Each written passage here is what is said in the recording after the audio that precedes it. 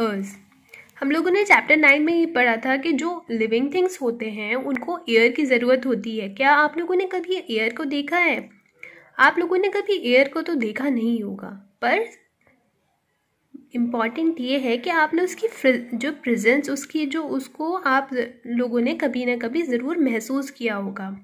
और वो डिफरेंट तरीके से, जैसे कि कभी हम लोगों ने देखा होगा कि कपड़े पड़े हुए हैं कहीं पर और हवा चल रही है तो वो हिलने लगते हैं, या फिर पेड़ की पत्तियाँ हिलती हैं। जैसे कि एक ओपन बुक है आपने अपनी बुक रख दी और फ़ैन ऑन कर दिया तो उसके जो बुक के पेजेस हैं वो इधर उधर उड़ने लगेंगे। तो उससे भी हमें पता चलता है कि हवा चल रही है। द मूविंग एयर मेक, और मूविंग जो एयर होती है इसकी वजह से आप लोग जो है पतंग उड़ा पाते हैं। क्या आपको वो याद है एक्टिविटी आप लोगों ने जो चैप्टर 5 में करी थी, जिसमें आपने सैंड और सॉडस्ट से विनोइंग के थ्रू अलग करा था? Winnowing is more effective in moving air. You may have notice that during storm के टाइम पे wind blow at very high speed, और स्टॉर्म के टाइम पे जो विंड होती है वो बहुत तेज़ चलती है।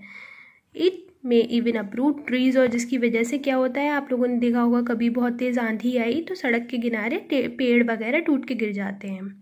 आप लोगों ने बचपन में, आप और छोटे थे या अभी, कभी आपने फिरकी बनाई है? ये इस तरह से जो फ़ैन होता है और उसे हवा जब चलती है तो ये अपने आप घूमने लगता है। लेट अस मेक अ फिरकी ऑफ योर ओन, और आप जो है इसको बना सकते हैं अपने आप ही अपने लिए। और आप जब इसको चलाएंगे बैक एंड फोर्थ, आगे और पीछे, आपको ये इसकी वजह से क्या होता है ना, वो फिरकी जो है वो रोटेट करने लगती है, मतलब घूमने लगती है। कभी आप लोगों ने वेदर कॉक को देखा है, जो कि ऐसा होता है, उसमें इस तरह से डंडियाँ लगी होती हैं। इससे क्या होता है, हमें डायरेक्शन पता चलता है। अब हम एक क्वेश्चन आपका राइज होता है, is it air present everywhere around अस? आप लोग बताइए, क्या जो एयर होती है, हमारी हवा जो होती है, वो हमारे हर तरफ मौजूद है क्या? इसके लिए हम अब एक एक्टिविटी करते हैं। एक्टिविटी नंबर 2, आपको एक खाली बोतल लेनी है और देखना है कि क्या वो खाली है और इसके अंदर या फिर कोई चीज़ है कि नहीं। उसको ऊपर नीचे हिला के देखिए और फिर पता करिए कि उसके अंदर कुछ है कि नहीं। अब उस बॉटल को आपको पानी में इस तरह से डिप करना है, स्ट्रेट करके, मतलब पानी में डालना है, जिसमें पानी, मतलब एक बाल्टी में पानी भरा हुआ है, जैसे कि फिगर 15.4 में दे रखा है। और फिर उस बॉटल को बहुत अच्छे से ऑब्जर्व करिए, उसको देखिए कि वो पानी में कैसे जा रही है नाउ। और फिर आप दूसरे टाइम पे क्या करेंगे, उसको टिल्ट करेंगे, मतलब थोड़ा सा तिरछा करेंगे बॉटल को और फिर डालेंगे। Does water now enter the bottle, do you see bubbles coming? उसमें से बबल आ रहे हैं, क्या वो आपने देखा? और कोई बबल का साउंड आया क्या? और अगर आया तो इसका मतलब यस, बिल्कुल सही, आप लोगों ने बिल्कुल सही इसको गैस किया कि उसके अंदर एयर मौजूद है, और जो कि हमारी बॉटल में पहले से ही थी, जो कि हमारी बॉटल बिल्कुल भी खाली नहीं थी। In fact it was filled completely with air, और वो हवा से भरी हुई थी। आपने कभी इसी वजह से नोटिस करा होगा कि जो वाटर था वो उसमें बॉटल में एंटर नहीं कर रहा था, और जब वो हमने थोड़ा सा टेढ़ा तिरछा करके करा तो उससे क्या हुआ, उससे एयर को स्पेस मिला, and when bottle was tilted the air was able to come out, और एयर निकल गई और वाटर जो है एम्प्टी स्पेस में चला गया, जो कि एयर ने ऑक्यूपाई कर रखा था। इस एक्टिविटी से हमें क्या पता चलता है कि एयर जो है स्पेस भी ऑक्यूपाई करती है। एयर को स्पेस चाहिए होता है, उसके लिए भी कोई जगह की ज़रूरत होती है। It is fill all the spaces in the bottle, it is present everywhere around us, और एयर जो है वो हर जगह मौजूद है। एयर हैज़ नो कलर, उसका कोई कलर नहीं होता। One can see through it, it is transparent, और हम आर पार उसके देख सकते हैं। वो कैसी होती है, ट्रांसपेरेंट होती है। हमारी जो अर्थ है वो एक बहुत बारीक सी लेयर ऑफ एयर से घिरी हुई है। This layer extend up to many kilometres, और वो कहाँ तक, बहुत किलोमीटर तक हमारी अर्थ की सरफेस से ऊपर तक है, जिसको हम क्या कहते हैं, atmosphere. Yes, as we move higher in the atmosphere the air get rarer. और जैसे जैसे हम ऊपर की तरफ जाते हैं तो एयर का थोड़ा कंटेंट कम हो जाता है। जैसे कि अगर आपने देखा होगा कि कभी कोई माउंटेनियर कोई मतलब पहाड़ पे चढ़ रहा है या ऊंचाई के कहीं पे आप लोग कोई हिल स्टेशन पे गए हो, तो जितने ऊंचे हम जाते हैं तो वहाँ पे एयर का कंटेंट कम होने लगता है। इसकी वजह से हम लोगों को ऑक्सीजन सिलेंडर कैरी करने पड़ते हैं। अब क्वेश्चन ये अराइज होता है कि एयर जो है हमारी वो किस चीज़ से बनी हुई है। आप लोगों ने ये तो सुना है कि एयर हमारे लिए सांस लेने के लिए ज़रूरी है, लेकिन हमारी एयर जो है वो बहुत सारी गैसेस से बनी हुई है। हम इसको एक एक करके पढ़ेंगे। वाटर वेपर, हमने अभी वाटर साइकिल पढ़ा था चैप्टर में अपने वाटर वाले, तो उसमें जब हमने देखा था कि सूरज की रोशनी पानी में पड़ती है तो वो बहुत तेज़ी से भाप बनकर ऊपर की तरफ जाता है, और वो जब ऊपर जाता है कूल सरफेस में तो वो कंडेंसेस होता है, जिसकी वजह से वाटर रेन होती है। और वाटर वेपर की मौजूदगी इससे पता चलती है एयर में, और वाटर साइकिल कंप्लीट होती है हमारी। फिर आती है ऑक्सीजन। आप अपने टीचर के साथ एक एक्सपेरिमेंट करेंगे अपनी क्लास में। आपको 2 कैंडल्स लेनी है, एक कैंडल और उनको जलाना है। फिर आपको क्या करना है कि एक ग्लास रख देना है। तो आप फिर ऑब्जर्व करेंगे कि जिस कैंडल पे ग्लास रखा है और जो दूसरी वाली कैंडल जल रही है कि वो दोनों जलती रहेंगी। आपने जब थोड़ी देर बाद ऑब्जर्व किया तो आपने ये देखा होगा कि थोड़ी देर तक तो वो जलती रही, बट थोड़ी देर बाद उसके जो कैंडल थी जिसके ऊपर गिलास रखा हुआ था वो बंद हो गई। तो आप ये सोचिए कि इसके पीछे क्या रीज़न होगा, वो थोड़ी देर तक भी क्यों जलती रही। इससे हमें ये पता चलता है कि जो कंपोनेंट हमारी आग को जलने के लिए सपोर्ट कर रहे थे वो थोड़ी देर बाद ख़त्म हो गए। और जो most of the component used by the burning candles, और वो जो थे कंपोनेंट वो जो आग ने यूज़ कर लिए, और जो अदर कैंडल थी, जो दूसरी कैंडल थी, उसको कंटिन्यू सप्लाई मिल रहा था इसलिए वो जलती रही। दिस कंपोनेंट ऑफ एयर, जो ये कंपोनेंट है जो कि बर्निंग को सपोर्ट करता है, इसको क्या कहते हैं हम, ऑक्सीजन। अब हमारा दूसरा पार्ट आता है नाइट्रोजन का। ये दूसरा कंपोनेंट है एयर का हमारी। In activity 3 did you observe that air is still present in glass bottle after the candle blew out. क्या एयर प्रेजेंट थी ग्लास बॉटल में जब कैंडल बंद हो गई? दिस इंडिकेट, इससे क्या पता चलता है कि कोई और सा भी कॉम्पोनेंट था एयर का जो कि सपोर्ट नहीं कर रहा था बर्निंग के लिए। यस, और the major part of air which does not support burning, और जो एयर का पार्ट होता है जिससे हमारी आग जो है जो बुझाने के काम आता है। ऑक्सीजन तो है उसको जलाने के काम आएगी, और नाइट्रोजन क्या होती है, बुझाने के काम आएगी। ओके, अब हम पढ़ेंगे कार्बन डाइऑक्साइड के बारे में। अगर आप एक रूम बंद कर दें और वहाँ पे आप कुछ जलाने लगें और आपके चारों तरफ आपकी डोर्स विंडोज सब बंद है, तो फिर आपको क्या फील होगा? सफोकेशन, आपको एक तरह की घुटन महसूस होगी। This is due to excess of carbon dioxide that may be accumulating in room as the burning continue. और ये किस वजह से होता है? क्योंकि बर्निंग हो रही है रूम में और इसकी वजह से कार्बन डाइऑक्साइड का कंटेंट बढ़ जाता है। कार्बन डाइऑक्साइड जो है हमारी एयर का थोड़ा स्मॉल कंपोनेंट है। Plants and animal consume oxygen for respiration. जैसे कि हम जानते हैं कि प्लांट्स एंड एनिमल्स जो होते हैं, हम लोग उनको क्या चाहिए होता है? ऑक्सीजन, सांस लेने के लिए। और हम लोग क्या छोड़ते हैं? कार्बन डाइऑक्साइड हम लोग प्रोड्यूस करते हैं। Plant and animal matter also consume oxygen on burning and produce mainly carbon dioxide. इसी वजह से प्लांट और एनिमल जब बर्न करते हैं, जब उनको जलाते हैं प्लांट्स को, तो उससे क्या होता है कि उनकी बर्निंग से कार्बन डाइऑक्साइड प्रोड्यूस होती है और थोड़ी सी और गैसेस भी होती हैं। इसी वजह से हम क्या कहते हैं कि जो ड्राई लीव्स होती हैं या डिस्कार्डेड क्रॉप का जो हमारे फसल का सामान होता है उसको नहीं डालना चाहिए, क्योंकि उससे हमारी सराउंडिंग जो है पल्यूटेड होती हैं। डस्ट एंड स्मोक, अब जब कोई फ्यूल को हम जलाएंगे तो उससे क्या होगा? स्मोक प्रोड्यूस होगी, और स्मोक जो है वो उसके अंदर कुछ गैसेस प्रेजेंट होती हैं, कुछ डस्ट पार्टिकल होते हैं जो कि हमारे लिए हार्मफुल होते हैं।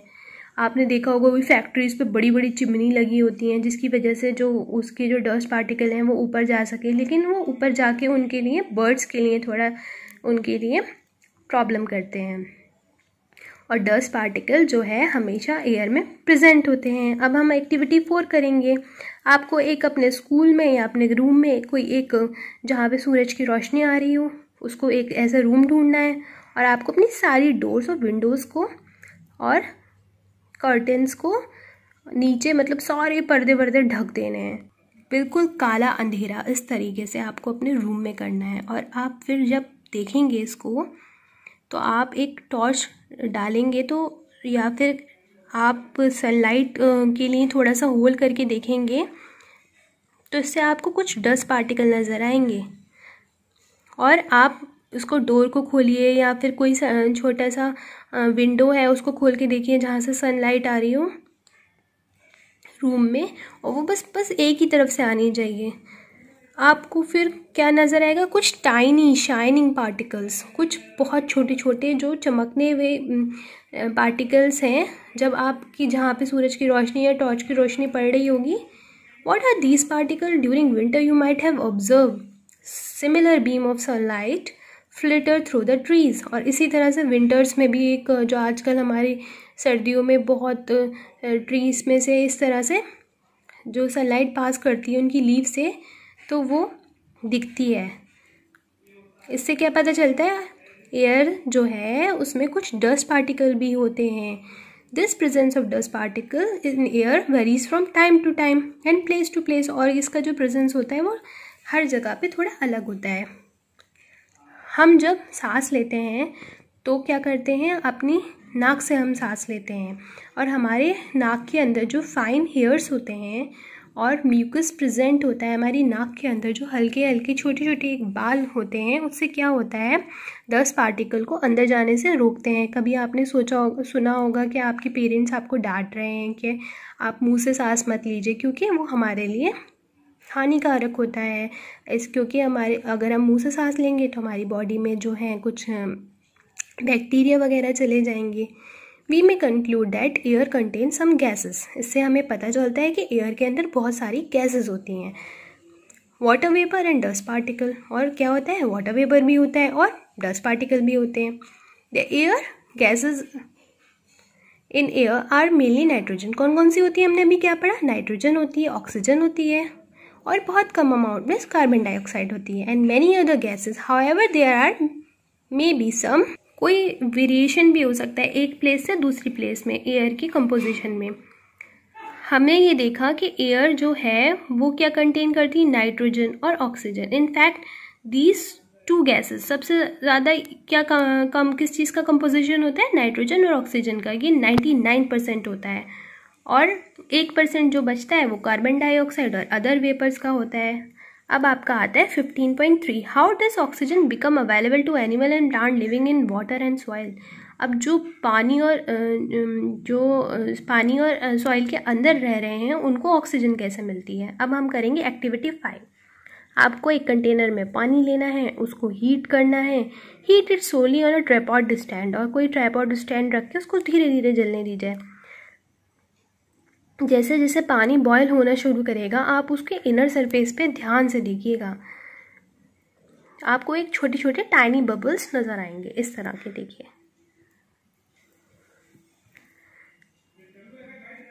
अब ये जो बबल्स होते हैं वो कहाँ से आ रहे हैं, उसके अंदर जो एयर थी उसमें से आ रहे हैं। When we heat the water to begin with air dissolve it escape.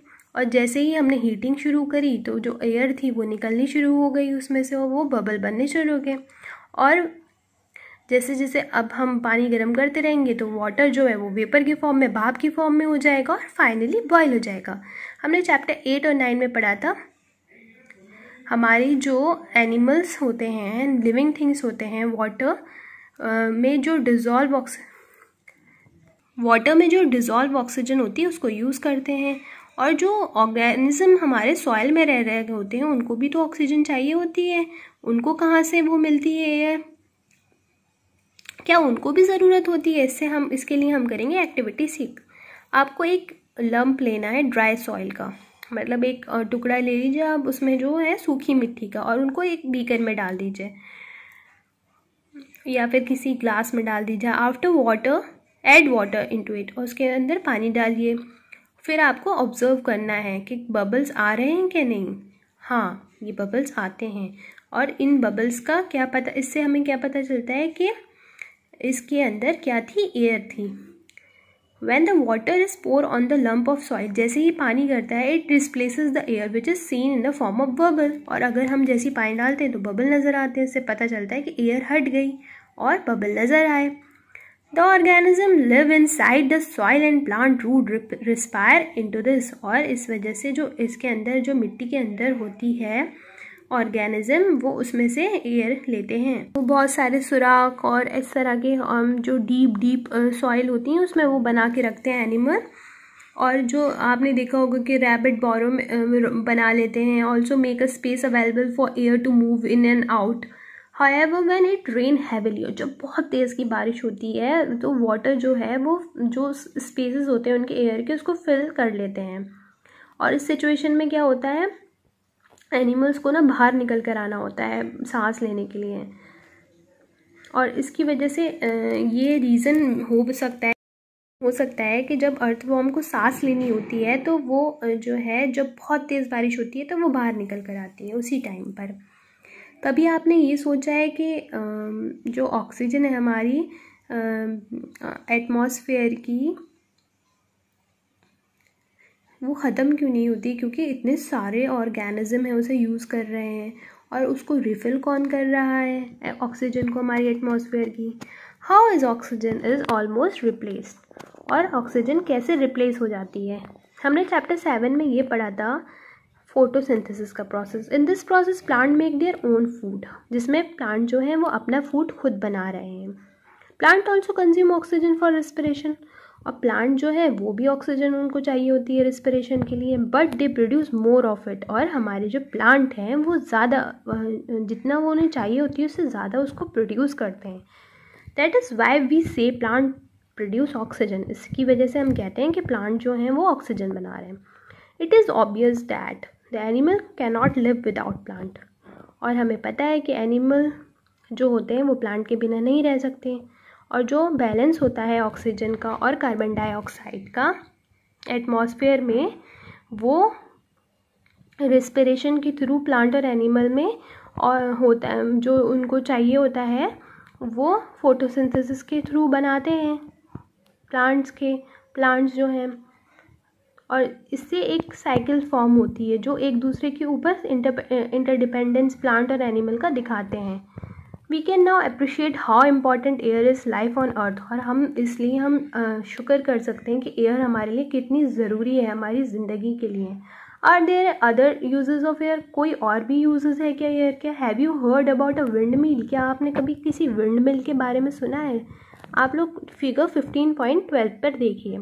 Wind की वजह से जो विंड मिल होती है वो रोटेट करती है। The windmill is use to draw water from tubewells. और विंड मिल जो होती है वो किस चीज़ के लिए यूज़ करती है? वाटर निकालने के लिए ट्यूबवेल से। And turn to run flour mills. और ये किस लिए यूज़ करे जाते हैं? कि फ्लोर मिल्स जो होती हैं, बहुत बड़ी बड़ी चक्कियाँ होती हैं, उनको चलाने के लिए। Windmill are also use to generate electricity. और ये यूज़ होती है किसके लिए? बिजली बनाने के लिए। Air help in the movement of selling याच, ग्लिडर्स, पैराशूट एंड एरोप्लेन। और हम कभी जैसे कहीं माउंटेनिंग पे जाते हैं या वहाँ पे आपने देखा होगा ग्लाइडर्स, पैराशूट्स वगैरह यूज़ करते हैं। और हमारे एरोप्लेन भी जो हैं, और ये सब चीज़ें जो हवा में होती हैं, उनकी किस चीज़ से हवा हेल्प होती है? वो एयर के थ्रू होती है। बर्ड्स जो होती है हमारी चिड़ियाँ और या फिर चमगादड़ या कुछ इंसेक्ट्स होते हैं, वो फ्लाई करते हैं, उड़ पाते हैं, किसकी वजह से? एयर की वजह से। Air also help in dispersal of seed and pollen of flower और सेवरल प्लांट्स। और एयर की वजह से क्या होता है कि कुछ जो पोलन ग्रेन्स हमने पढ़ा था प्लांट ग्रोथ में, उसमें जो इधर उधर वो जाते हैं वो एयर की वजह से ही जाते हैं। Air play an important role in water cycle. और एयर इस तरह से बहुत इंपॉर्टेंट रोल प्ले करती है हमारे वाटर साइकिल में। अगर आप लोगों को मेरी वीडियो अच्छी लगी तो प्लीज़ इसको लाइक करिएगा, अपने फ्रेंड्स के साथ शेयर करिएगा। Thanks for watching.